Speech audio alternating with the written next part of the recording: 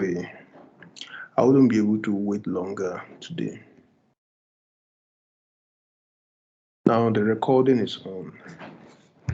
Before I move on, I want to find out if I am audible enough. So can you guys hear me?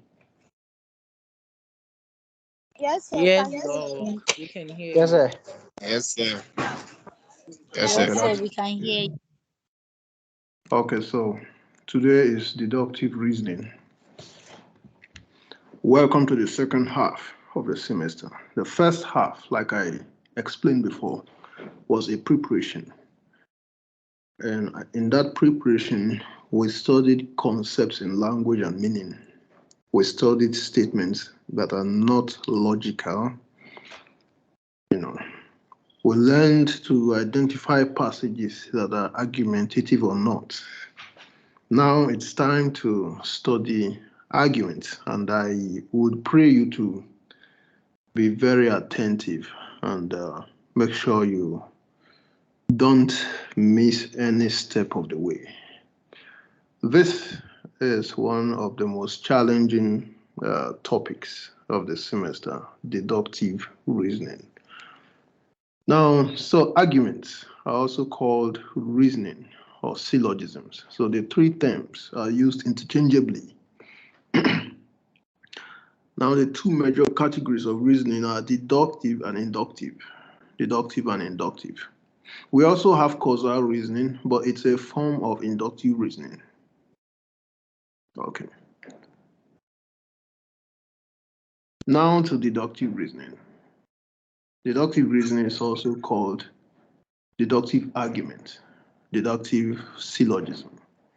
Now, this is reasoning in which the relationship between the premises and the conclusion is a logical relationship.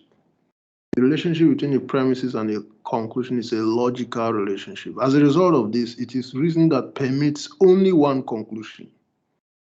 It's reasoning that permits only one conclusion. Just as 2 plus 2 permits only one conclusion, which is 4. Deductive reasoning is reasoning that permits only one conclusion.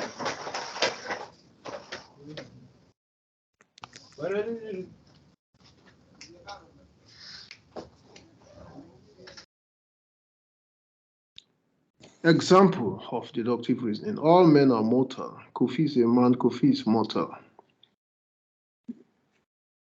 Now, you can see that the conclusion is the only possible one. You cannot change or modify the conclusion. For example, you can't say Kofi is immortal or if our cabinet is mortal. Before we go into deductive reasoning, it's good to make some clarifications. Now, there's this distinction between reference and attribute classes. So there are two parts of a sentence, like the subject and the predicate. We have the reference class, which is analogous to the subject, and we have the attribute class, which is analogous to the predicate. For example, all men are mortal. All men, which we know as a subject, is the reference class, and are mortal, which we used to know as the predicate, is the attribute class. So the difference between reference and attribute classes is used in reasoning. Can you Yeah, we can hear you. Okay, so the reference class is that to which the sentence refers, whilst the attribute class is that part of the sentence that is attributing something to or saying something about the reference class. So the reference is the subject, the attribute is the predicate. And then there are two kinds of reference classes. You have the finite and infinite reference classes. The infinite reference class refers to all members or no members of a class, either 100% or 0%. For example, all men, no man, any man. Now, these classes contain uncountable items. You cannot count all men or no man or any man. And that's why we call it the infinite reference class.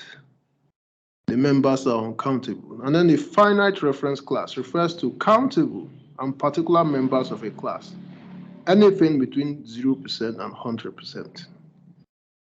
For example, some men, 80% of men, 5 men, all the men, few men, almost all men. These are countable items. Now, all the men is countable, but all men is not countable. Now, all men refers to every man, both the ones that have not yet been born, but all the men is countable. For instance, all the men in this class, all the men in this university, all the men in this town, all the men in this world are all countable. Now, there's another distinction between universal and particular statements. Statements containing infinite reference class are called universal statements, whilst those containing the finite reference classes are called particular statements. So, example of universal statements: all men are mortal. So, universal statements contain the infinite reference class. All men are mortal. Example of particular statements: some men drink alcohol. So that's the distinction between the universal and particular statements. It's also the distinction between sentences containing the infinite reference class and the finite reference class. Now let's do a little exercise before we proceed. Which statements are universal and which are particular? Number one, this table is three-legged. This table is three-legged. So let me enable your microphones so that you can answer the questions for us to go ahead. Which statements are universal and which are particular? This table is three-legged.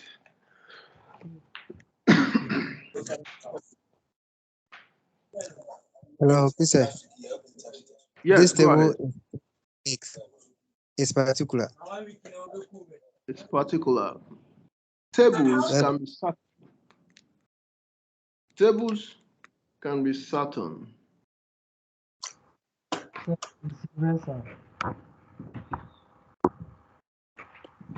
Tables can be certain. Hello, sir.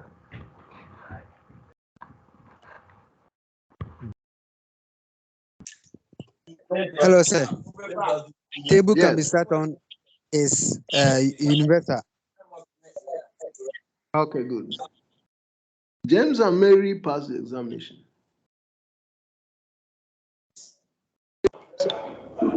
Okay, sir. It's particular.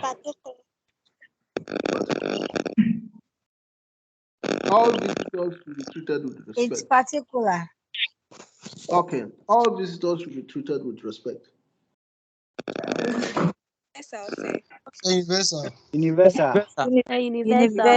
Universal. Okay, that's fine. That's fine. All right, so let's look at the subject of validity.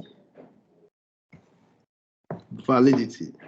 When you talk about deductive reasoning, you talk about validity. Because of the accuracy in deductive reasoning, we say a correct deductive argument is a valid argument. A correct deductive argument is a valid argument. No other argument is valid. Now, validity, an argument is valid if the premises make the conclusion necessary and the conclusion follows with certainty. An argument is valid if the premises make the conclusion necessary and the conclusion follows with certainty. All valid arguments are deductive arguments, so inductive arguments are strictly not valid. Inductive arguments are strictly not valid. So deductive argument is a purely mathematical argument. The relationship between the premises and the conclusion is logical. So you can refer back to the example we saw. All men are mortal, Kofi is a man, therefore Kofi is mortal. Let's compare to inductive arguments. So this is an example of an inductive argument. 95% of men are honest. Peter is a man. Therefore, Peter is honest. Now you can see that more than one conclusion is possible. Peter could be among the 95% that are honest, and Peter could be among the 5% that are not honest. So possible conclusion 1, Peter is honest. Possible conclusion 2, Peter is not honest.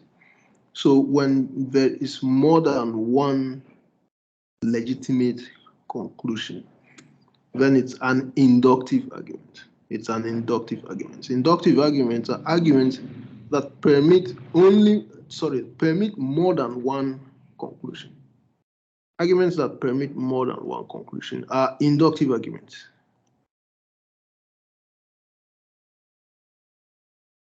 The hidden condition if and then. Now, statements that contain if and then, we call them conditional statements. If I go to school, I will get employed. If this happens, then that happens. If this, then that. If that, then this. Such statements are called conditional statements. Now, there are two ways of looking at arguments. You can look at arguments in categorical or conditional ways. Now, all arguments have hidden conditionals. That is, you can convert arguments into a conditional form in order to see their technicality very clearly. Now, let's look at how to convert a categorical statement to a conditional statement. Now, categorical statement, all men are mortal.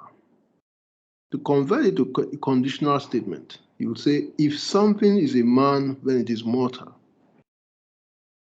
Categorical statement, all men are mortal. Conditional statement, if something is a man, then it is mortal. That's the conditional version. Now, so let's change the categorical statement of premise 1 to a conditional statement, in our previous example. So, premise 1, if something is a man, then it is mortal. Peter is a man, therefore Peter is mortal. So instead of saying all men are mortal, we say if something is a man, then it's mortal.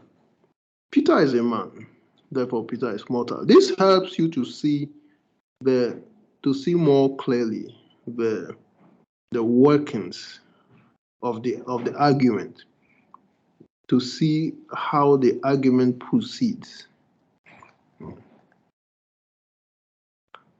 Now let's also replace words with symbols. Categorical version. All men are mortal. You can say all A's are B's. All men are mortal, all A's are B's. I'm going to correct that from A to all. All men are mortal, all A's are B's. Peter is a man. X is an A. X is an A. Remember that men or man are the A's. Men, the A represents men. So Peter is a man, X is an A. Peter is mortal, X is a B. Now B represents mortal. B represents mortal. Peter is a man, therefore Peter is mortal. X is an A, therefore X is a B. So all A's are B's. X is an A, therefore X is a B. Let's look at the conditional version. If something is a man, then it's mortal. Peter is a man, Peter is mortal. If A, then B. X is an A, therefore X is a B. If A, then B. X is an A, therefore X is a B. You can even eliminate the X is A, and then you just have A, therefore B. If A, then B. A, therefore B.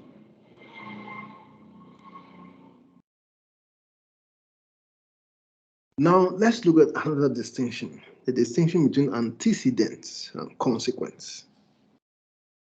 Now, let's remember the distinction between the reference class and the attribute class.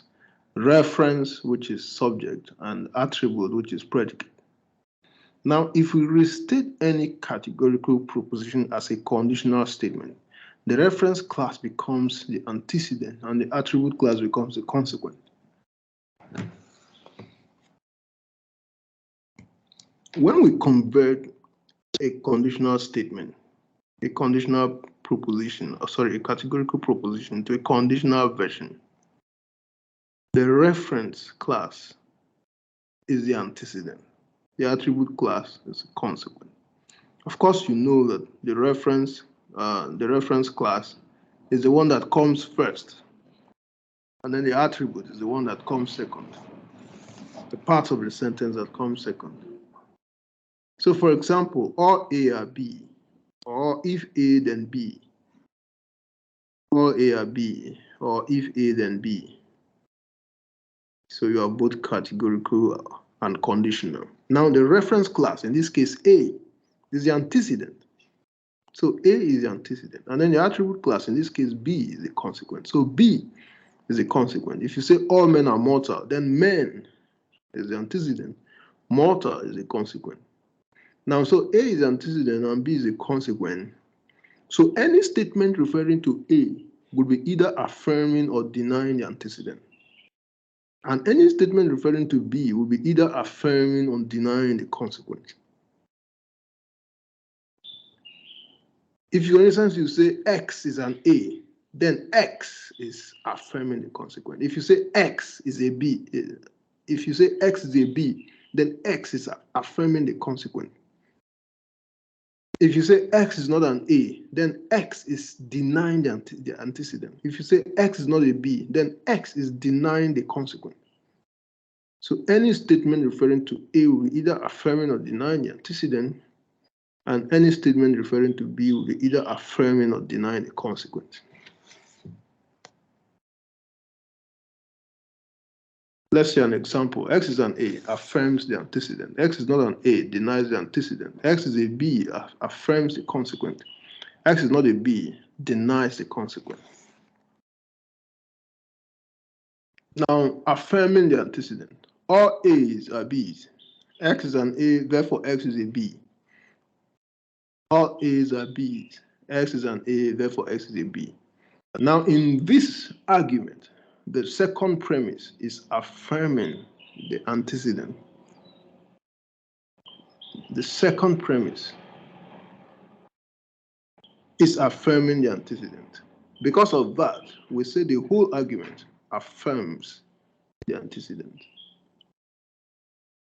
When you notice that one premise is affirming the antecedent of another, then you say that the argument itself is affirming the antecedent. It's an argument that affirms the antecedent in order to arrive at its conclusion.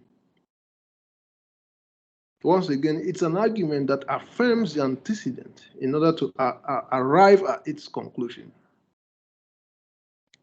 Denying the antecedent, all A's are B's, X is not an A, therefore S is not a B.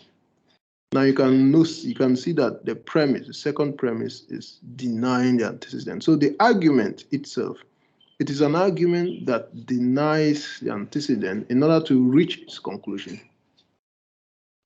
Affirming the consequent, all A's are B's, X is a B, X is an A. So the second premise affirms the consequent. So you would say that it is an argument that affirms the consequent in order to reach its conclusion. Denying the consequent, all A's are B's, X is not a B, S is not an A, therefore X is not an A. So because the second premise is denying a consequent, you will say the whole argument, or it is an argument that denies a consequent in order to arrive at its conclusion.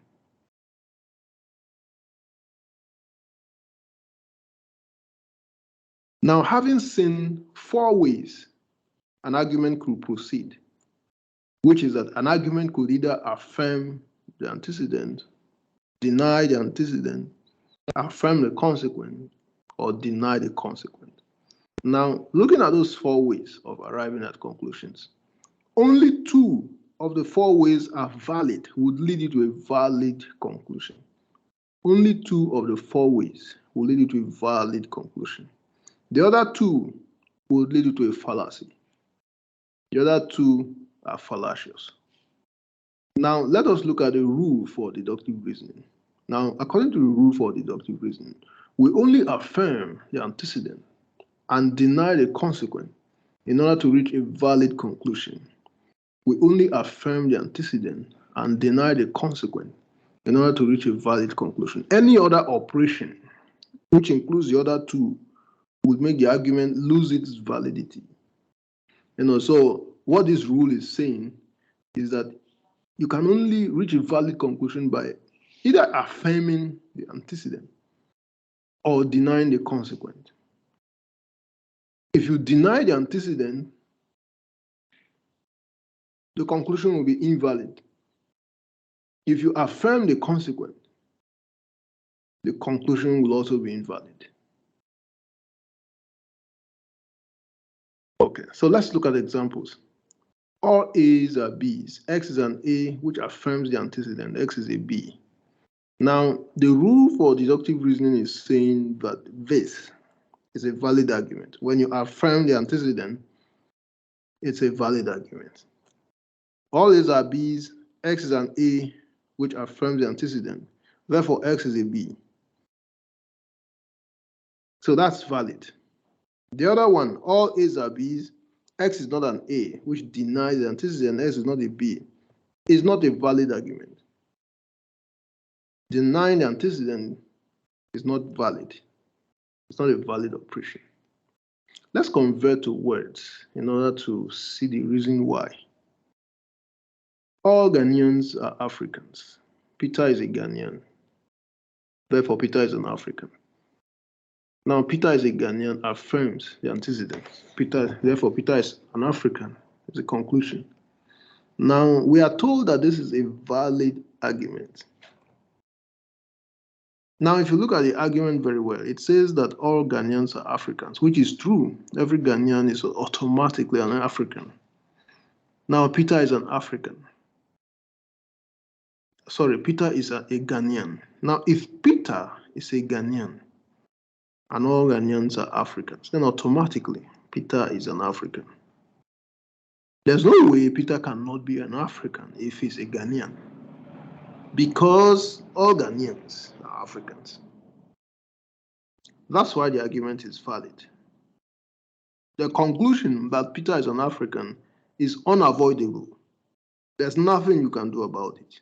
You cannot play politics to change it. And you cannot use bombs and missiles to wipe it out. Then let's look at the second one. All Ghanaians are Africans. Peter is not a Ghanaian, which denies the antecedent. Therefore, Peter is not an African. Now, we are told that this is not a valid argument. All Ghanaians are Africans, yes? Peter is not a Ghanaian. Okay. Peter is not a Ghanaian. So let's accept that Peter is not a Ghanaian. Therefore, Peter is not an African. Now, but how are we sure that Peter is not an African? Just because Peter is not a Ghanaian. Now, the fact that Peter is not a Ghanaian is not enough reason to say that Peter is not an African. To stand on the fact that Peter is not a Ghanaian, to conclude that Peter is not an African, is inadequate. Because Ghana is not the only country in Africa. If you say Peter is not an African, and you want to say that Peter is not an African, you have to show that Peter is not also a Cameroonian, Togolese, Nigerian, Kenyan, and all the other African countries. You have to show that he is not from any of those countries. Then we can say that Peter is not an African. Therefore, the reason that Peter is not a Ghanaian, as a reason for the conclusion that Peter is not an African, is inadequate. Showing that he's not a Ghanaian is not enough for the conclusion that he's not an African. So we say that's why we say it's not a valid, it's an invalid argument. The argument is invalid. It cannot really lead you to the conclusion. So it is invalid. To be valid, the reason provided should be sufficient for the conclusion.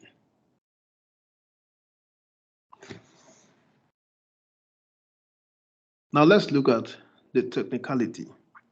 The consequent is always a larger class of denotations or members compared to the antecedent. The consequent contains the denotations of both the antecedent and possibly more. So when you say all Ghanaians are Africans, the consequent African contains a larger class of denotations or members compared to the antecedent Ghanaians. So when you deny something of membership in a smaller class, you have not denied it of membership in a larger class. Because the smaller class is not the only thing in the larger class. The larger class contains other things apart from the smaller class. Now, when you say that the University of Ghana contains the Department of Chemistry, denying that Peter is in the Department of Chemistry is not enough to deny that Peter is in the University of Ghana. To show that Peter is not in the University of Ghana, you don't have to only deny that he's in the Department of Chemistry. You also have to deny that he is in all the other departments.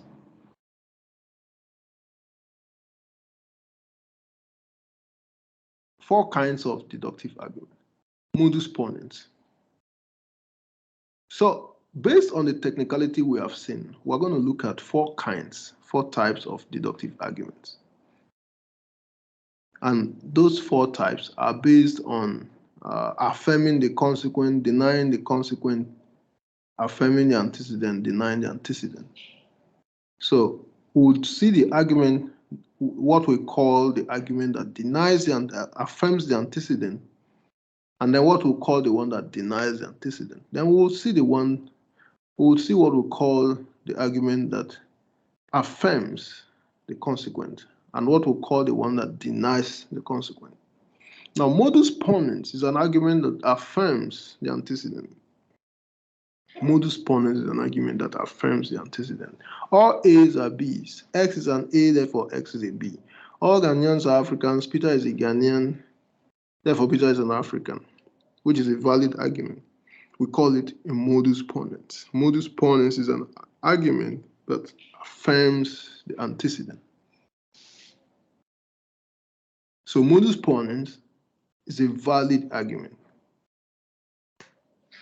Now let's look at the fallacy of denying the antecedent. That's what we call it, the fallacy of denying the antecedent. We don't really call it the fallacy of modus ponens. We call it the fallacy of denying the antecedent. All A's are B's. X is not an A, therefore X is not a B. All Ghanaians are Africans. Peter is not a Ghanaian, therefore Peter is not an African. So not a valid argument. Peter could possibly be a Cameroonian. Now, we call this the fallacy of denying the antecedent. Now let's look at this.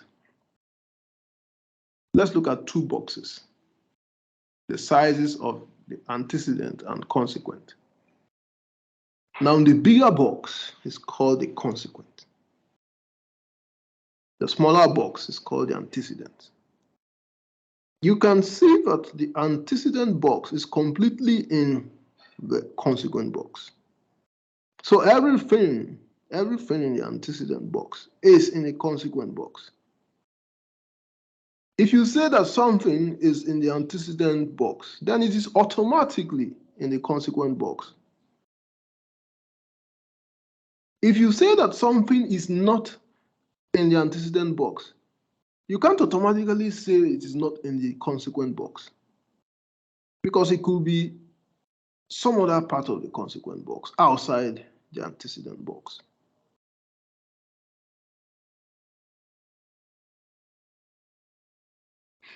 On the other hand, if you say that something is in the consequent box, you can't automatically conclude it's in the antecedent box, because the fact that something is in the consequent box doesn't necessarily show it is in the antecedent box, because the consequent box is larger than the antecedent box.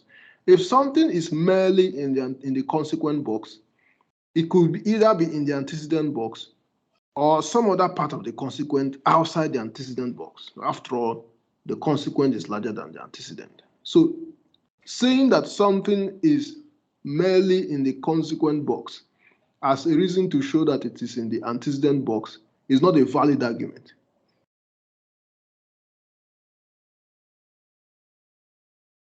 On the other hand, if you say that something is not in the consequent box, then automatically it is not in the antecedent box.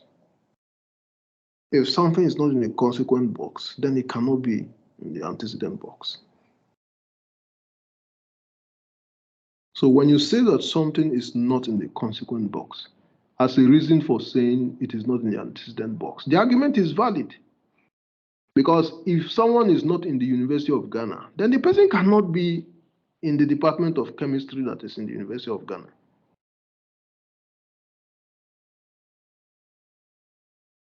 So those are the four technicalities. Showing that something is in the antecedent is enough to show it is in the consequent. Secondly, showing that something is not in the antecedent is not enough to show it is not in the consequent. Fourthly, showing that something is in the consequent is not enough to show it is in the antecedent, because it could be in some other area of the consequent apart from the antecedent. And then lastly, showing that something is not in the consequent is enough to show it is not in the antecedent. So you can see that of the four arguments, only two are valid. The valid ones are that if you show that something is in the antecedent, then automatically you can show it is automatically is in the consequent. That's valid. And then if you show that something is not in the consequent, automatically it is not in the antecedent. These are the only two valid arguments of the four.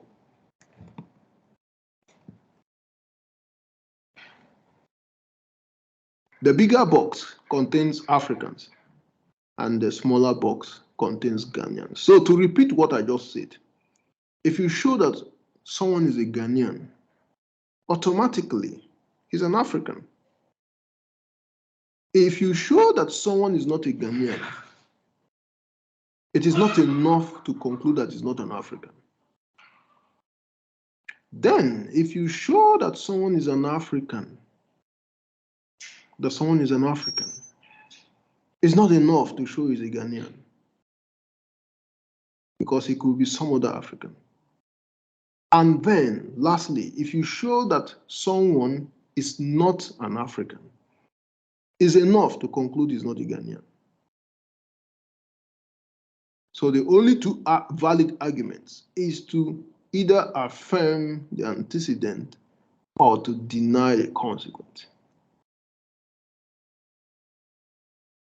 Now let's look at modus tollens. Modus tollens is an argument that denies the consequent in order to reach a valid conclusion. All A are B. X is not a B. X is not a B, which denies the consequent. Therefore, X is not an A.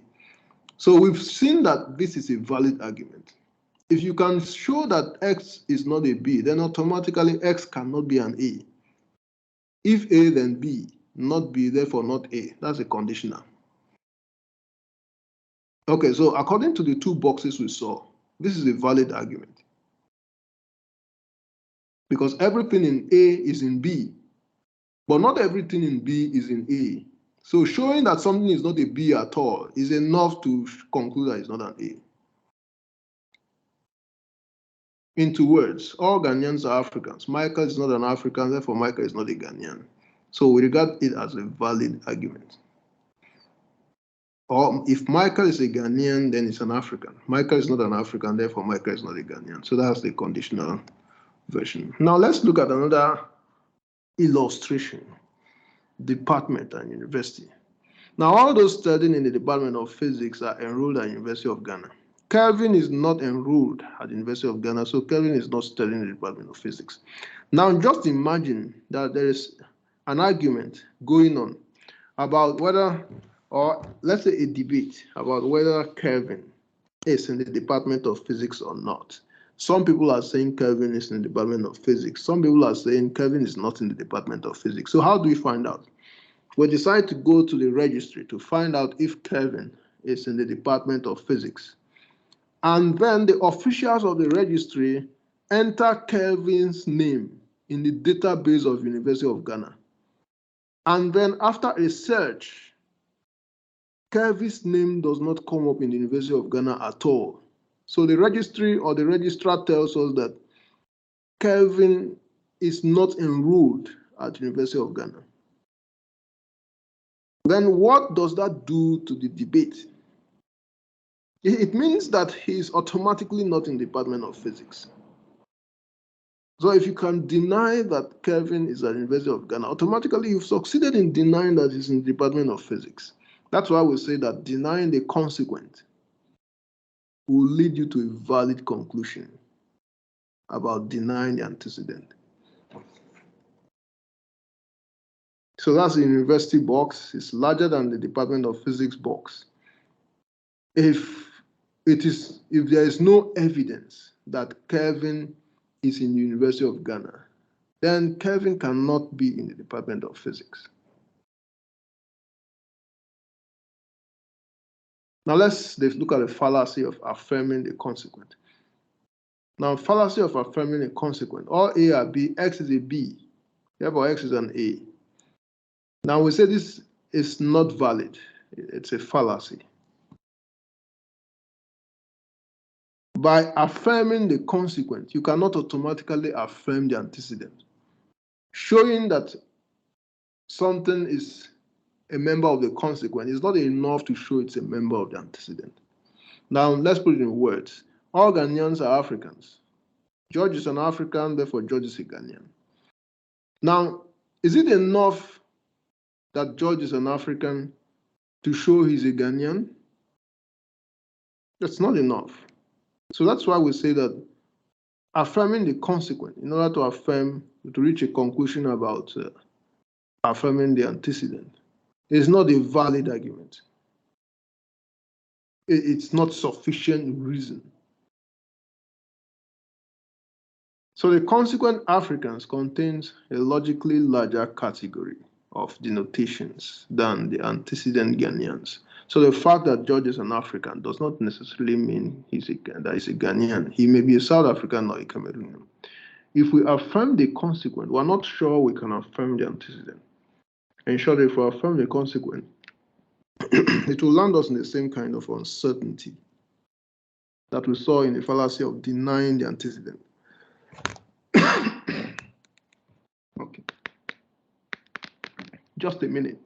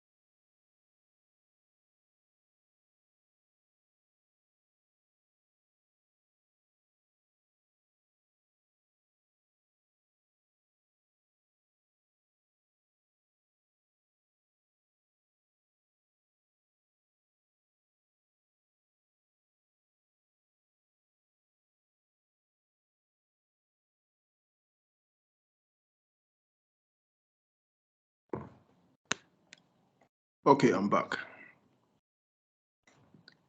So let's look at where we left off. We were saying that denying the consequent does not automatically deny the antecedent. Now let's look at another form of the fallacy of affirming the consequent. Now we know that affirming the consequent, X is a B, is an invalid argument. X is a B cannot be valid. But there's another form of the fallacy of affirming a consequent. And here it is. All A are not B. X is not a B, therefore X is an A. Now, this is another form of affirming the consequent. Why is it another form? Because the first premise is a negation. The first premise is a negation of B. The second premise is also a negation of B. So when there are two negations, what you have is a positive. One negation is an affirmation of the other negation. So actually, this is affirming the consequent. It is equivalent to X is a B, because it is one negation affirming another negation. Two negations give you a positive. So this is another form of affirming the consequent. When you see it, it is not a case of denying the consequent. It is a case of affirming the consequent, and it will lead you to a fallacy. Let's put it in words. All human beings are not goats. All human beings are not goats. X is not a goat. Therefore, X is a human being.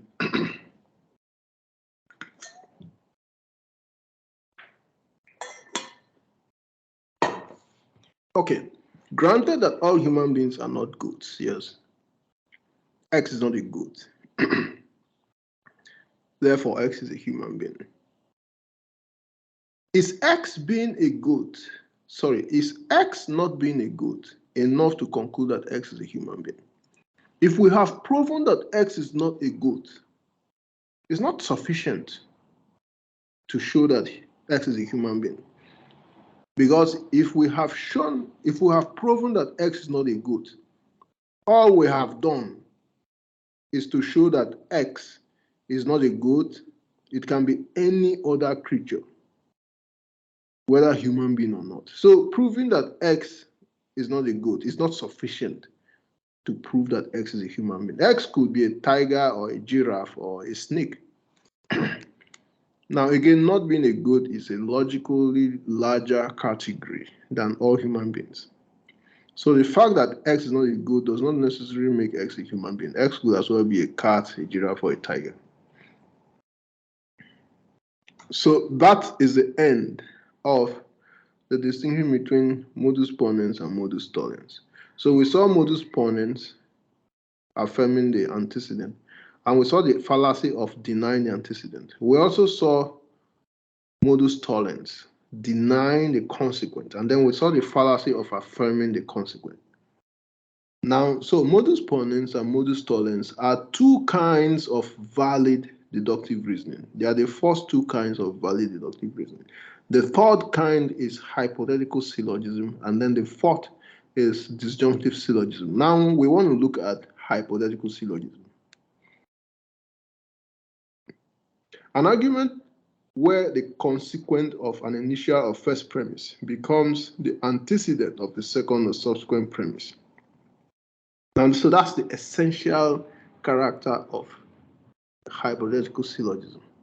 The hypothetical syllogism is an argument where the consequent of an initial premise becomes the antecedent of the next premise. So if you have all A are B, B is the consequent. The next premise will begin with all B are something. So that's the nature of a hypothetical syllogism. Now, and subsequent premises feature the consequence of their predecessors as their antecedents. Then the conclusion brings together or pairs the very first antecedent with the very last consequence. So what the conclusion will do is to bring together the very first antecedent and then the very last consequent. Now let's say an example. All A are B, all B are C, therefore all A are C. Now you can see that the consequent of the first premise becomes the antecedent of the second premise. And then the conclusion brings together the very first antecedent and then the very last consequent. All A are C. We can extend this argument with more premises. You can say all A are B, all B are C, all C are D, all D are E, all E are F, all F are G, all G are H, down to all Y are Z. Then the conclusion would say all A are Z. So that's the nature of a hypothetical syllogism. If A, then B. If B, then C. Therefore, if A, then C. That's a conditional version. If A, then B. If B, then C. Therefore, if A, then C. And you will notice that in a hypothetical syllogism, you can convert all the premises to conditional statements. But when you look at a modus ponens or modus tollens or their fallacies, it is only one premise that you can convert into a conditional statement. You can't convert the second one. It is only in a hypothetical syllogism that you can convert all the premises to conditional statements. It doesn't happen outside hypothetical syllogism. Now let's look at words. All Ghanaians are Africans, all Africans are human beings, therefore all Ghanaians are human beings. If you are a Ghanaian, then you're an African. If you're an African, then you're a human being. Therefore, if you're a Ghanaian, then you're a human being. So that's the character of a hypothetical syllogism. We notice that the consequent of the first premise, which is B, becomes the antecedent of the second premise. And the antecedent of the second premise, which is the consequent of the first premise, leads us to a new party, which is C, as the consequent. Any additional subsequent premise will typically feature the consequent of its predecessor as its antecedent, so that it is linked conditionally to a fresh party.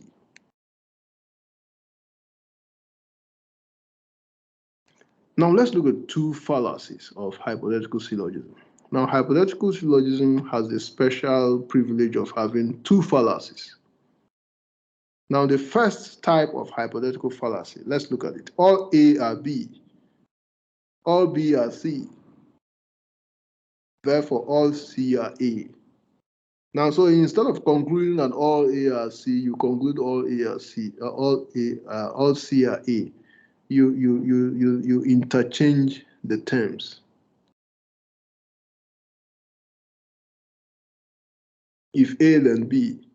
If B, then C. Therefore, if C, then A. Instead of if A, then C, you say if C, then A. Now let's look at why it's a fallacy by putting it in words. All Ghanaians are Africans, all Africans are human beings, therefore all human beings are Ghanaians.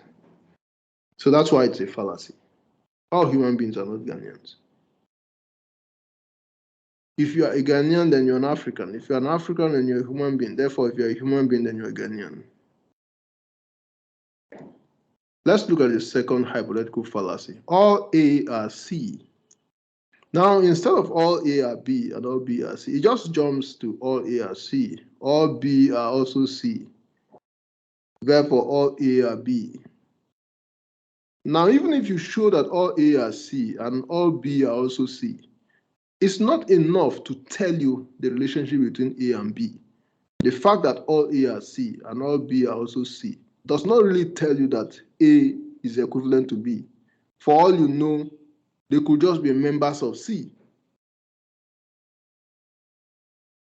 If A, then C.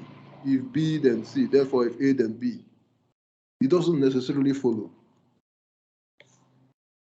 Let's put it in words. All Ghanaians are Africans. All Kenyans are Africans. Therefore, all Ghanaians are Kenyans.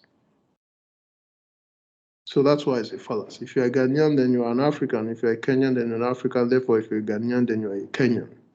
So that's why it's a fallacy.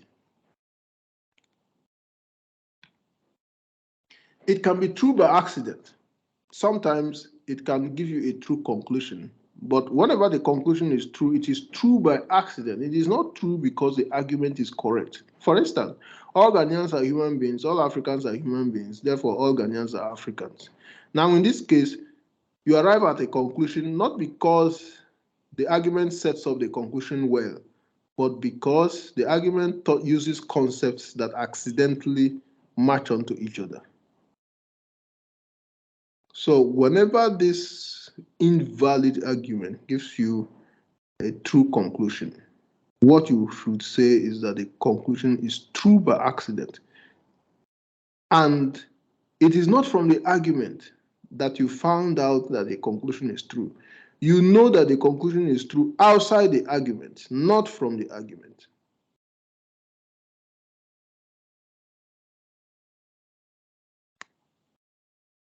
Now let's look at the last type of deductive reasoning. Disjunctive syllogism. A syllogism, this is a syllogism where the main premise is a disjunctive. A disjunctive is an either or. That's what we call a disjunctive. When we affirm something of any of the disjunctive items, then we have automatically denied it the other disjunctive part. Example, either A is true or B is true. A is true, so B is false. Or either A is true or B is true. B is true, so A is false.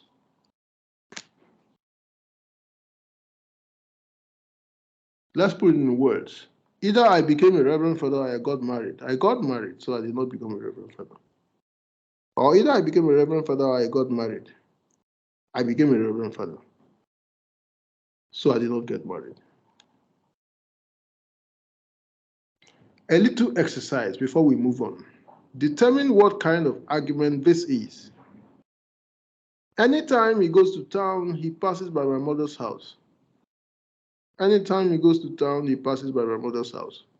Today he passed by my mother's house, so he went to town. What kind of argument is this? Is it a modus ponens?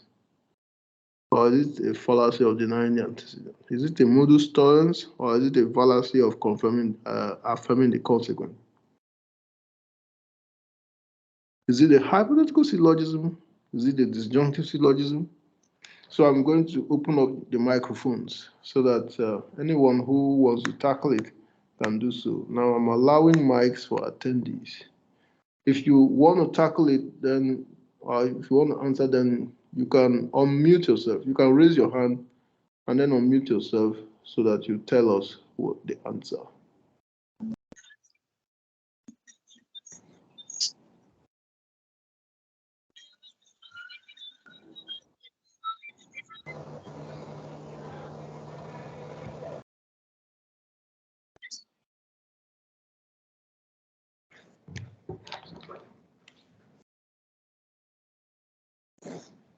Hello? Yeah, Frida. Yeah, good afternoon. Yeah, good afternoon, Frida.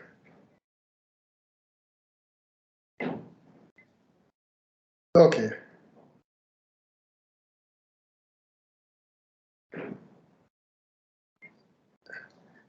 Emmanuel.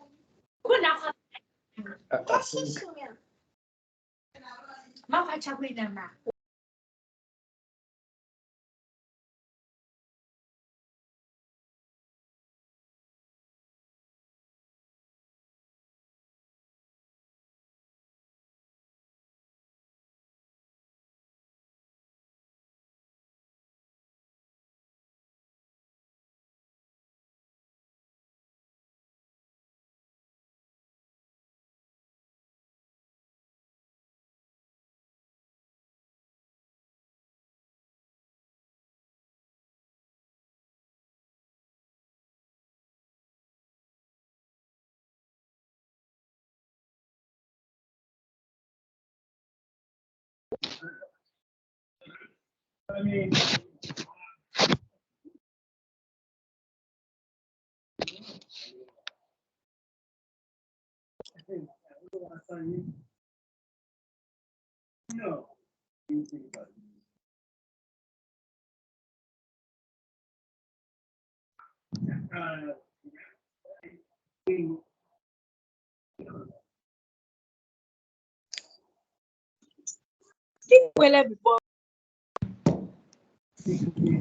okay, so any idea what kind of argument it is? Anytime he goes to town is the antecedent, he passes by my mother's house is the consequent. So what kind of argument is it? Is it a modus ponens, modus tollens, or is it invalid?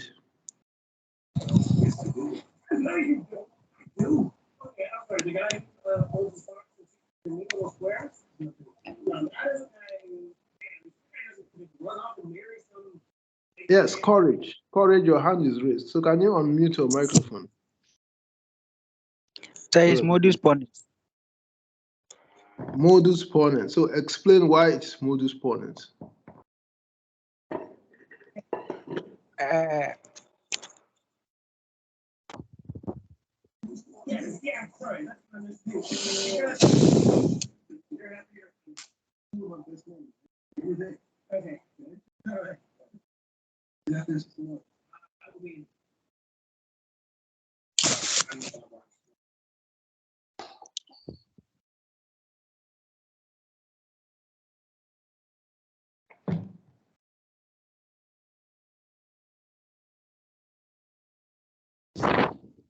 Okay, so let me help out. Anytime he goes to town, he passes by my mother's house. Today, he passed by my mother's house. Now, so the second premise, today he passed by my mother's house, is affirming the consequent. Because he passes by my mother's house is a consequent. So the second premise is affirming the consequent of the first premise. So the argument is the fallacy of affirming the consequent. That means the argument is not valid, not a valid argument. Now, why is it not a valid argument? Let's look at why it's not a valid argument. Anytime he goes to town, he passes by my mother's house. Today, he passed by my mother's house, so he went to town. Now, is it enough that he passed by my mother's house to conclude that he went to town? It's not enough. He could have passed by my mother's house to go to the next house. So passing by my mother's house alone is not a reason to conclude that he went to town. Even though he must pass by my mother's house anytime he goes to town, if he has passed by my mother's house, it's not enough to conclude he has gone to town, because there are other destinations before the town.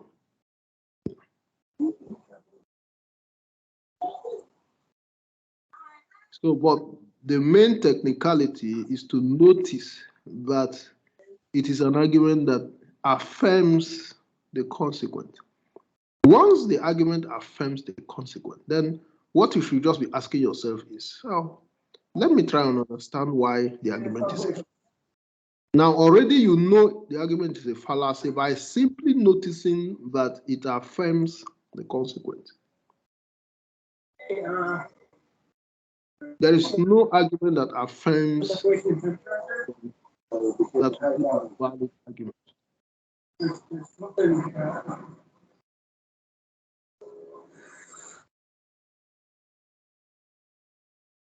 Okay.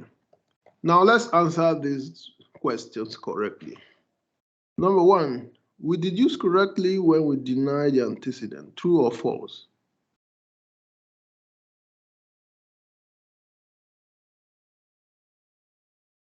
So someone should answer.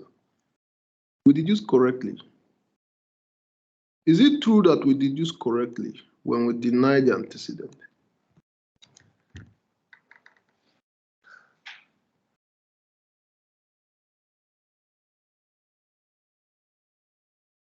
So the answer is false.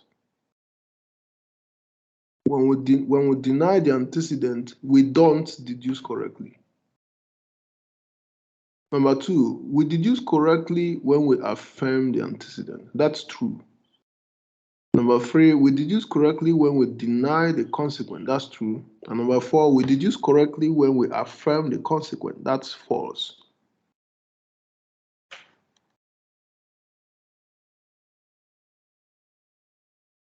Okay, so now we have seen the whole technicality of affirming or denying the antecedent and affirming or denying the consequent. We've seen where each one leads to. And we've seen that only two of those operations will lead to a valid conclusion. The other two will not lead to a valid conclusion. Now, that sort of wraps up our treatment of the four kinds of deductive reasoning. Now, let's look at the subject of validity versus soundness. Now, so we say that only two modus ponens and modus tollens are valid arguments. And then the hypothetical syllogism is valid the disjunctive syllogism are valid. So we have only four types of valid deductive reasoning. Four types of valid deductive reasoning. Modus ponens, modus tollens, hypothetical syllogism, and disjunctive syllogism. So the four types of deductive syllogism are four ways of making deductively valid arguments.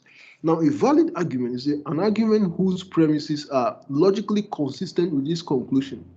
The premises of a valid argument necessarily imply its conclusion in a manner that it's impossible to deny the inference without running into self-contradiction. So, denying a valid deductive argument is like denying 1 + 1 = 2. It's like denying a correct mathematical calculation. An invalid argument is an argument whose premises do not logically imply the conclusion. The relationship between the premises and the conclusion is not that of logical necessity. You can proceed to deny the conclusion of an invalid argument without contradicting yourself. So when we start looking at, when we discuss inductive reasoning next week, you will see that the relationship between the premise and the conclusion is not logical. You can affirm the premises and deny the conclusion without contradicting yourself at all. But for deductive reasoning, you have to, you have to affirm the premises, you have to affirm the conclusion from the premises. Otherwise, you contradict yourself. Now, we have valid but not sound. An argument can be valid, but it is not sound. For example, all human beings are immortal. Peter is a human being, therefore Peter is immortal. Now, this is a valid modus ponens because it affirms the antecedent. It is enough for an argument to affirm the antecedent for it to be valid. Once an argument affirms the antecedent or denies the consequent, it is valid. Nothing else is needed for validity. So this is a valid argument. All human beings are immortal. Peter is a human being, then Peter is immortal. Now, although it is valid, we cannot say it is sound. For an argument to be sound, the argument needs to be true. And that means that all the statements in the argument should be true. But if you look at premise 1, it is not true. All human beings are immortal is not true. And that also affected the conclusion. Peter is immortal, which is also not true. So this argument is valid, but it is not true. So we say it is valid, but it is not sound. The argument is valid, but it's not sound. Valid because it's a correct modus ponens. It's not sound because one of the premises is not true. Other examples, all men are mammals. All mammals must get killed. Therefore, all men must get killed. So the argument is valid, but it is not sound. Now we can have invalid argument with true conclusion. We can have an invalid argument with a true conclusion. In this case, we will say the conclusion is true by accident, like we've seen before. Now, democracy is better than other forms of political organization because citizens in a democracy are holier than citizens in another form of political organization. Now, the conclusion is the first part of the sentence. Democracy is better than other forms of political organization is the conclusion. And then because citizens in a democracy are holier than citizens in another form of political organization is the premise, because it starts with because. Now, so you have the conclusion and then you have the premise. Do we accept the conclusion democracy is better than other forms of political organization? Yes, we accept the conclusion. But do we accept the premise because citizens in a democracy are holier than citizens in another form of political? We don't accept the premise. You cannot say that citizens in democracy are holier than citizens in another form of political organization. So the premise, we don't accept the premise, but we accept the conclusion. Now, so this is an invalid argument, but the conclusion is true. So we will say the conclusion is just true by accident. The fact that the conclusion is true alone does not make an argument, an invalid argument, correct. true conclusion alone does not make an invalid argument correct. Then we have valid and sound. To be sound, all the premises in a valid argument must be true. All men are mortal. Peter is a man, therefore Peter is mortal, like we've seen before. So it's a valid modus ponens, and then it is a sound argument because it is true. And it's true because all the statements are true.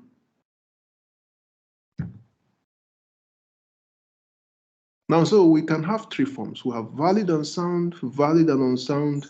We have invalid and unsound. Valid and sound. All snakes are reptiles. Cobra is a snake, which is true. Therefore, cobra is a reptile, which is true. So this is valid argument. It's valid because it's the correct rule for deductive reasoning, affirming the consequent. And it's true because all the premises are true.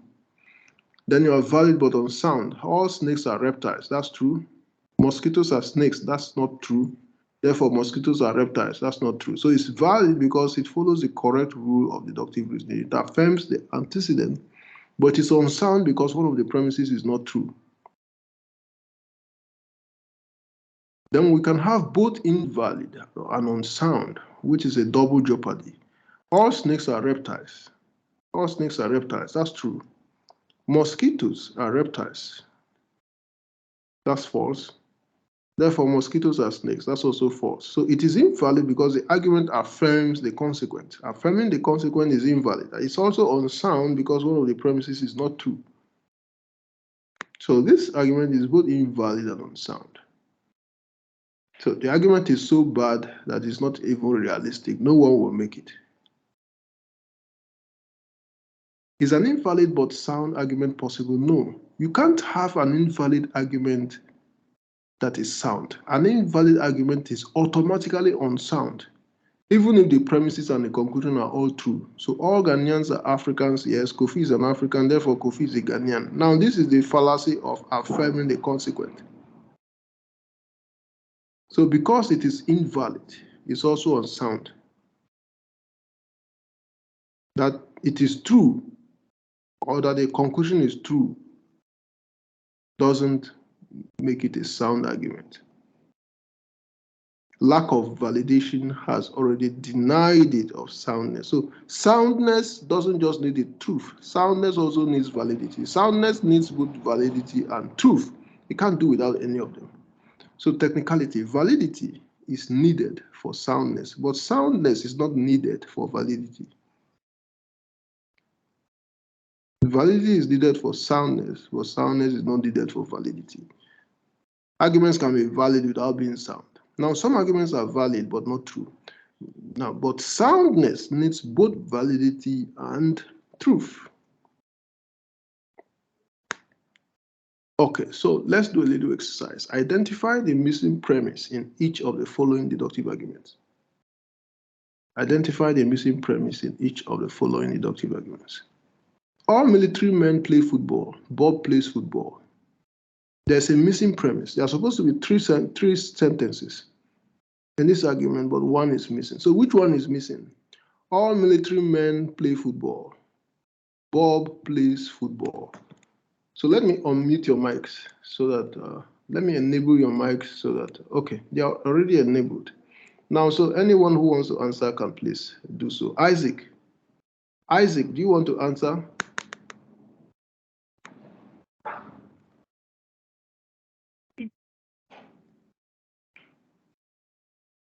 All military men play football. Bob plays football.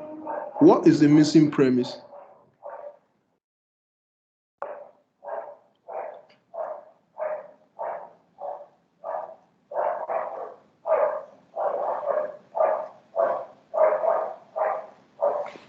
Okay, so the missing premise is Bob is a military man. All military men play football. Bob is a military man, therefore Bob plays football. So it's supposed to be an argument that affirms the antecedent. The second one, all Americans are human beings, all Americans are mammals. All Americans are human beings, all Americans are mammals. What's the missing premise? In order to find a missing premise, what you do is to check the terms that have occurred once and the ones that have occurred twice. Now we have three terms or concepts. We have Americans, we have human beings, and then we have mammals. How many times does Americans occur? Twice. How many times did human beings occur? Once. How many times did mammals occur? Once.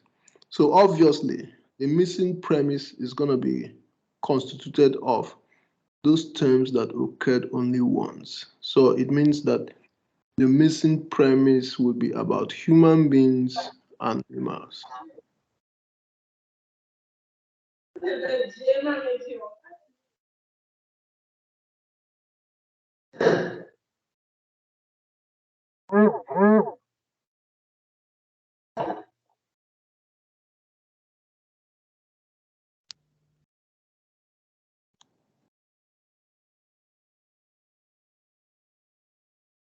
Okay, so now when you look at it, you see that all Americans are human beings, all Americans are mammals. So is the missing term all mammals are human beings or all human beings are mammals? Now, if you rearrange them, you will see that the major premise is all Americans are mammals. All Americans are mammals. And then the missing premise would be what?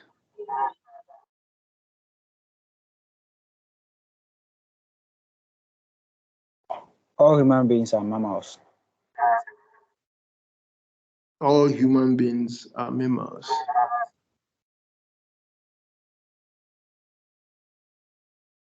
Now, what you do is to do a little bit of mathematics. Now, Americans is the antecedent. And then human beings or mammals, depending on which one is the major premise, is the consequence. So what you do is that the missing premise would either have to affirm or deny the antecedent, or it will be affirming or denying the consequent.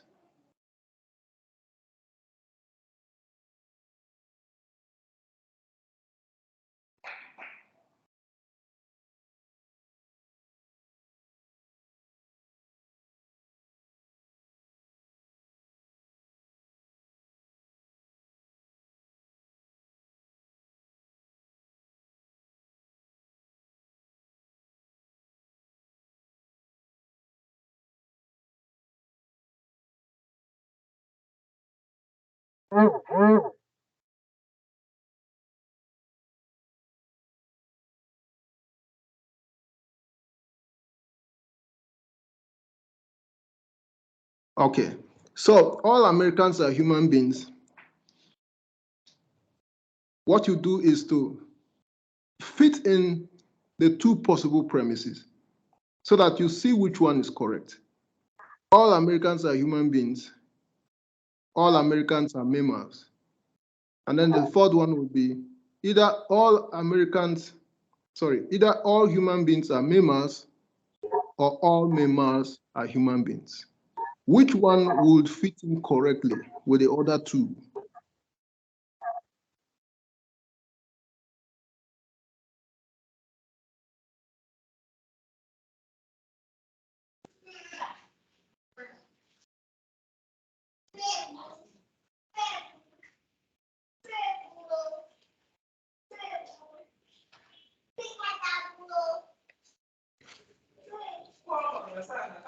All human beings are mammals. All human beings. All human beings are mammals. Okay, so all human beings are mammals. Now, so all human beings are mammals. All human beings are mammals. All Americans are human beings. Therefore, all Americans are mammals. Now, so you would find out that all human beings are mammals is supposed to be the first premise. So the reason why it was difficult to find the missing premise is that it is actually supposed to be the major premise. All human beings are mammals. So human beings, all human beings is actually the antecedent. And then when you say all Americans are human beings, then that affirms the antecedent. Then the conclusion is all Americans are mammals. So premise one is all human beings are mammals. Premise two, all Americans are human beings, affirming the antecedent. And then conclusion, all Americans are mammals. So it's a modus ponens, an argument that affirms the antecedent. Okay, so that's the technicality of finding the missing premise. Now answer correctly. Which fallacy is committed by the following? All A's are C's, all B's are C's, all A's are B's.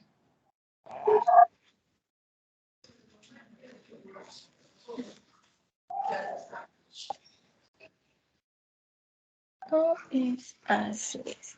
All B's are C's. All A's are B's.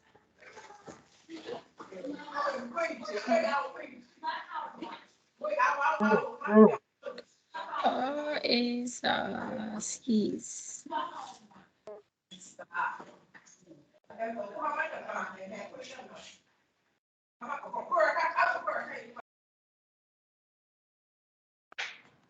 Yeah, so it's the fallacy of hypothetical. It's actually the second hypothetical fallacy. Now, the fact that all A's are C's and all B's are C's does not really tell you anything about A's and B's. It doesn't tell you about the relationship between A's and B's. So it's just like saying all Ghanaians are Africans, all Kenyans are Africans, for all Ghanaians are Kenyans. All right. Now describe the following arguments. All Europeans are not my friends. Ben is not a European. Ben is my friend. Or no European is my friend. No European is my friend. Ben is not a European. Ben is my friend. What kind of argument is that? Modus ponens, modus tollens, or is it a fallacy? Or is it hypothetical, or is it disjunctive?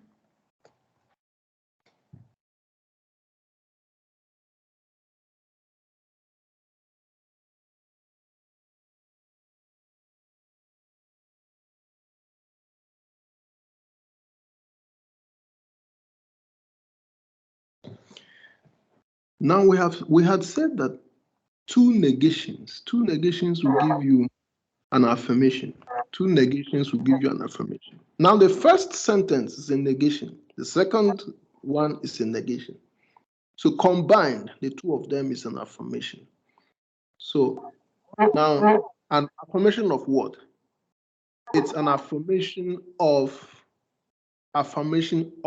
the antecedent, because it's an affirmation of European. European is the antecedent. So an affirmation of the antecedent is what? It's a modus ponens. So this argument is a modus ponens.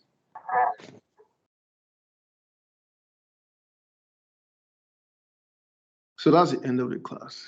Next class we'll be looking at inductive reasoning. Now, let's see. I will have to take questions now. Anyone who has one question or the other can do so. Let's address it before we begin to upload the recording, so that those who came late, or those who didn't come at all, and those who missed one aspect of the lecture or the other will begin to watch the recording. So someone raised his hand. Nyonyo. Is it Nyonyo? Is that Nyonyo? Do you have a question? You can unmute your mic.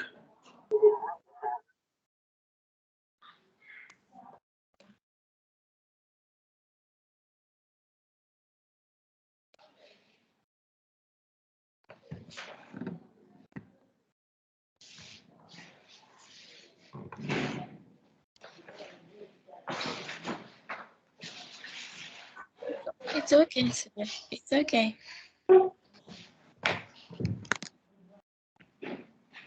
Okay, so in the absence of any question, I would have to start uploading. But before I do that, I have to stop the recording